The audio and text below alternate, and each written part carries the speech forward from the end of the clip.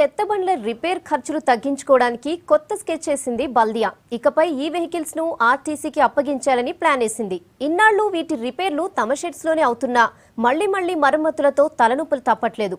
మరోవైపు ఎన్నో ఏళ్లుగా వివాదాస్పదంగా మారిన డీజిల్ ఇష్యూ పైన స్పెషల్ కాన్సంట్రేషన్ చేశారు నయా బాస్ జనార్దన్ రెడ్డి.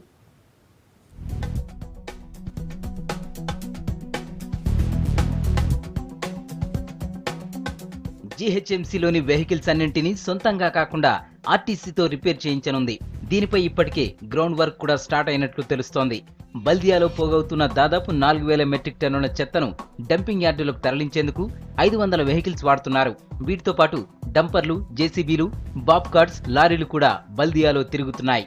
ఇప్పుడు వీటన్నింటి నిర్వహణ బాధ్యత ఆర్టీసీకి అప్పగించి కొంతలో కొంత భారం దించుకోవాలన్నది బల్దియా ఆలోచన.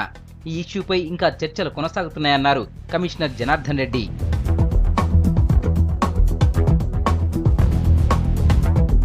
ఇక జీహెచ్ఎంసీ వెహికల్స్ కి డీజిల్ సప్లై పైన కీలక నిర్ణయం తీసుకున్నారు బల్దియా బాస్ జనార్దన్ రెడ్డి.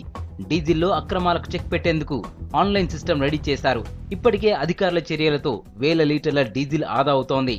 రోజుకి దాదాపు 4000 లీటర్ల డీజిల్ సేవ్ చేసే ఛాన్స్ ఉందంటున్నారు.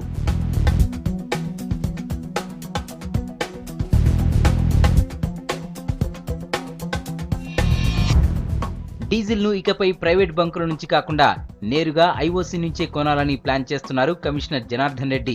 అంతా కుదిరితే 2 నెలల్లో ఒక్కో లీటర్పై రూపాయి నుంచి ₹2 దాకా జీహెచ్ఎంసీకి ఆదా అవుతుంది.